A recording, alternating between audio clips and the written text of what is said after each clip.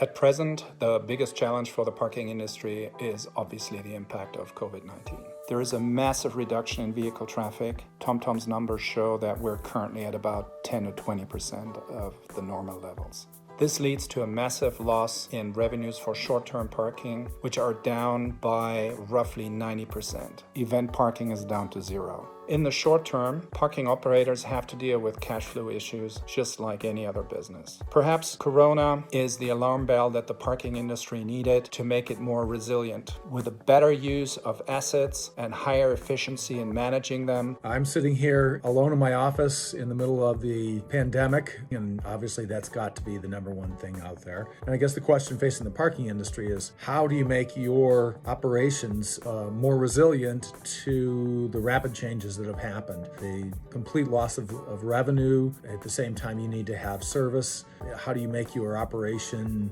work when demand and revenues are going to be going up and down at an unprecedented pace? I don't know if I have an answer to it, but that certainly is a good question for all of us as we go forward. The parking industry is facing difficult times. Our clients are experiencing a sharp drop in revenue, and in some countries, services have been stalled due to lockdowns. S&B has installed business continuity plans for all global entities. These establish strict health and safety guidelines for our employees and ensure that at all times we will be able to support and service our clients. We are and will be your reliable partner. Let's manage this global challenge together. The consequences of the coronavirus crisis will remain for a long time.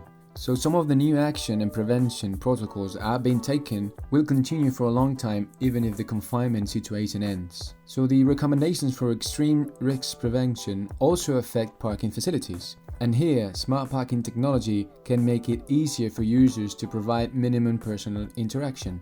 If you can make it easier for users to reserve their parking space and pay for it from the mobile phone without having any kind of interaction with any person or machine, everything ends up being much more aseptic and a more direct user experience.